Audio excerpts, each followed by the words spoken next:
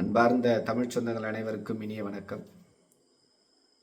தமிழக வெற்றி கழகமானது வெற்றி பெற்று தமிழகத்தினுடைய ஆட்சி கட்டிலில் தமிழக முதல்வராக அண்ணன் விஜய் அவர்கள் அமரப்போகின்றார். தமிழக வெற்றி கழகத்தினுடைய தலைவர் விஜய் அவர்களுக்கும் மற்றும் தமிழக வெற்றி கழகத்தினுடைய வெற்றி வேட்பாளர்கள் அனைவருக்கும் வாழ்த்துக்கள்.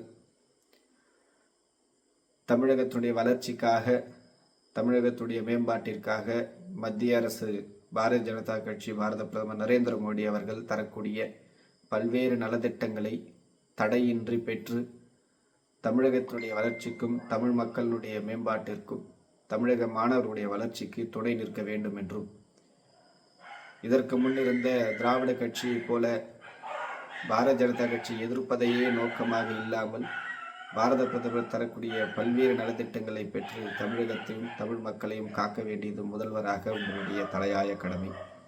அதை திறம்பட செய்வீர்கள் என்ற ஒரு நம்பிக்கையுடன் வாழ்த்துக்களை தெரிவித்துக் கொள்கின்றேன்.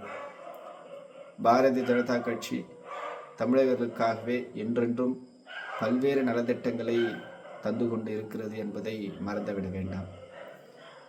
தாவேகானுடைய தொண்டர்கள் மற்றும் மாற்றத்திற்காக வேண்டி வாக்களித்த அனைத்து பொதுமக்களுக்கும் இந்த வீடியோ பதிவு சமர்ப்பணம். மாற்றம் என்கின்ற ஒரு எண்ணத்தில் தமிழக வெற்றி கழகத்திற்கு அனைவரும் வாக்களித்து வெற்றி பெற செய்திருக்கிறீர்கள். மகிழ்ச்சியான இந்த தருணத்தில் கொஞ்சம் தமிழக வெற்றி கழகத்தில் இணைந்திருக்கக்கூடிய கூட்டணிகளை பற்றி, அவர்களுடைய முந்தைய அரசியலை பற்றி கொஞ்சம் படித்து பாருங்கள், சிந்தித்து பாருங்கள். காங்கிரஸ் கட்சி 5 எம்எல்ஏக்கள் துணை நிற்கிறார்கள் என்று மகிழ்ச்சி வெள்ளத்தில் ஆழ்ந்து கொண்டிருக்கிறீர்கள். 1987 காலகட்டங்களில் பாரத பிரதமராக இருந்த ராஜீவ்காந்தி அவர்கள் இலங்கையில் சிங்களர்களுக்கும் இலங்கை தமிழர்களுக்கும் போர் நடந்து கொண்டிருந்த சமயத்தில் தமிழர்களுடைய பாதுகாப்புக்காக அமைதி பேச்சுவார்த்தை என்கின்ற ஒரு ஒப்பந்தத்தின் அடிப்படையில் இந்திய இராணுவத்தை இலங்கைக்கு அனுப்பி இலங்கையில் இருக்கக்கூடிய சிங்களர்களுக்கு சாதகமாக தமிழர்களை சுட்டு வீழ்த்தி பல லட்சக்கணக்கான உயிர்களை கொன்று குவித்த ஒரு ஆட்சி இந்த காங்கிரசினுடைய ஆட்சி காலம். 2009 காலகட்டத்தில் அனைவரும் அறிந்த ஈழத் தமிழர்களின் அழுகுரல் ஓலம் இப்பொழுதும் காதில் கேட்டுக்கொண்டிருக்கிறது. 2009 இலங்கை தமிழர்களை ராஜபக்ஷ அவர்களுடைய ஆட்சி, இராணுவ ஆட்சியில் போர் நடந்து கொண்டிருந்த சமயத்தில் முள்ளிவயல் என்கின்ற ஒரு இடத்தில் அனைத்து தமிழர்களையும் வரவழைத்து ஒரே இடத்தில் லட்சக்கணக்கான தமிழர்களை கொன்று குவித்த ஒரு அரசு ராஜபக்ஷ அரசு.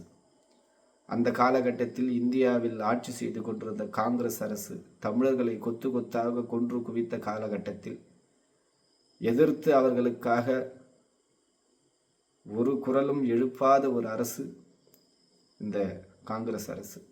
அப்படிப்பட்ட ஒரு காங்கிரஸ் அரசுடன் கைகோர்த்திருக்கக்கூடிய இந்த காலகட்டத்தை கொஞ்சம் சிந்தித்து பாருங்கள். இதர மற்ற 3 கட்சிகள், சிபிஎம், சிபிஐ மற்றும் விடுதலை சிறுத்தைகள், காலம் காலமாக திமுகவை மட்டுமே சார்ந்து இருந்த கட்சி. இந்த 3 கட்சிகளும் இப்பொழுது உங்களுடன் கூட்டணியில் இணைந்திருக்கிறார்கள். திமுக என்கின்ற தீய சக்தி எதிர்த்து, திமுக என்கிற தீய சக்தி எதிர்த்து என்று வாக்குகளை சேகரித்தீர்கள். இப்பொழுது நீங்கள் கூட்டணியில் வைத்திருக்கக்கூடிய எல்லா கட்சிகளுமே திமுகவினுடைய கட்சிகள். கொஞ்சம் யோசித்து பாருங்கள், சிந்தித்து பாருங்கள்.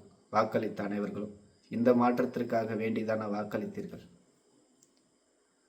தமிழகம் வளர்ச்சி அடைய வேண்டும், தமிழகம் தன்னிகரில்லா இடத்தை பிடிக்க வேண்டும் என்கின்ற ஒரு நம்பிக்கையில் தமிழக மக்கள் தமிழக வெற்றி கழகத்திற்கு வாக்களித்திருக்கிறீர்கள். கூட்டணி கட்சிகளுடைய முகங்களை நினைக்கும் பொழுது அனைவருக்கும் பதட்டமாக இருக்கிறது. இருந்தாலும் தமிழக வெற்றி கழகத்துடைய தலைவர் விஜய் அவர்கள் முதல்வர் ஆகின்றார். இது அனைவருக்கும் மற்றும் மகிழ்ச்சியான வாக்களித்த அனைத்து பொதுமக்களும் மகிழ்ச்சியான ஒரு தருணம். விஜய் அவர்கள் கொஞ்சம் அனைத்து கட்சிகளையும் கண்காணித்து ஒரு சாராருக்காக ஒரு சாராருடன் ஒத்துப்போகாமல் அனைவருடன் இணைந்து நல்ல ஒரு தமிழகத்தை உருவாக்க உறுதுணையாக இருக்க வேண்டும் என்றும் மத்திய அரசுடன் இணக்கமாக செயல்பட்டு தமிழகத்தை வளர்ச்சி பாதையில் கொண்டு செல்ல வேண்டும் என்று தமிழ் மக்களில் ஒருவராக உங்களை அன்புடன் கேட்டுக்கொள்கின்றேன். அதே போன்று தமிழக வெற்றி கழகத்துடைய தொண்டர்கள் அனைவரும் தற்பொழுது ஆளுங்கட்சியாக அமரப்போகிறீர்கள். நீங்கள் செய்யக்கூடிய ஒரு சிறு தவறும் தமிழக வெற்றி கழகத்துடைய தலைவர் முதலமைச்சராக இருக்கக்கூடிய திரு விஜய் அண்ணன் அவர்களை பாதிக்கும் என்பதை மறந்து விடாமல் செயல்பட வேண்டும்.